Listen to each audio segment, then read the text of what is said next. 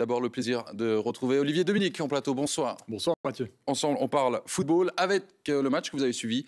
Xamax Lugano, il y a une ligue de différence bien sûr. Et vous m'avez dit en préparant ce plateau, vous m'avez dit attention à l'arbitrage, Xamax n'a pas été aidé.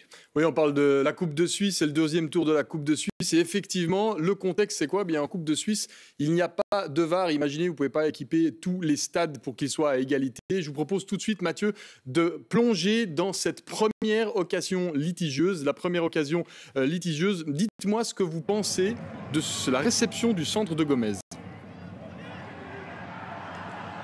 Oh. Oh, ouais. Vous avez mis une autre image derrière? Oui, il y a une autre image qui va venir. Avec le pied... Il y a penalty. Ouais. La faute de main de Nouma Lavanchi est indiscutable. Comme un gardien de handball, il accentue la surface de son corps.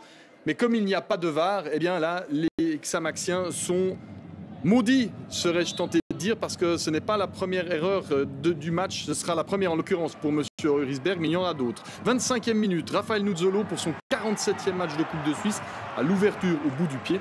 Sur un très bon ballon de Layuel, l'attaquant titulaire pour ce match ne parvient pas à ouvrir le score. Xamax ensuite joue à se faire peur, notamment avec Bellocco qui perd trop de ballons en zone dangereuse. Heureusement, Guy Varche s'interpose avec brio. Théo Guy Varche, qui n'a aucun lien de parenté avec le champion du monde français, gagnera son deuxième duel et permet à son équipe de rester à égalité face à un Lugano très suffisant en première mi-temps.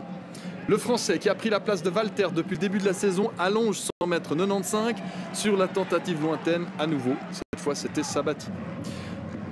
Il est au bénéfice d'un contrat de 2 ans avec option supplémentaire, Guy Varche, et il tient absolument la baraque face à Lugano, qui petit à petit justifie son rang de pensionnaire de Super League.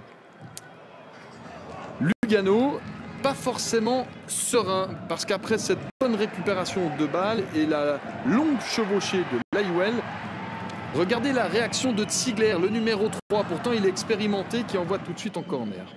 Guy Varche, un grand soir, il est aidé par son montant, et il dévie le ballon de Lugano qui mène largement au tir cadré. Lugano va passer dans les arrêts de jeu presque, il reste 2 minutes dans le temps réglementaire, alors qu'il va y avoir une mise en jeu pour Xamax. Mais regardez tout en haut à droite de votre écran, Nouma Lavanchi. Regardez où il est positionné.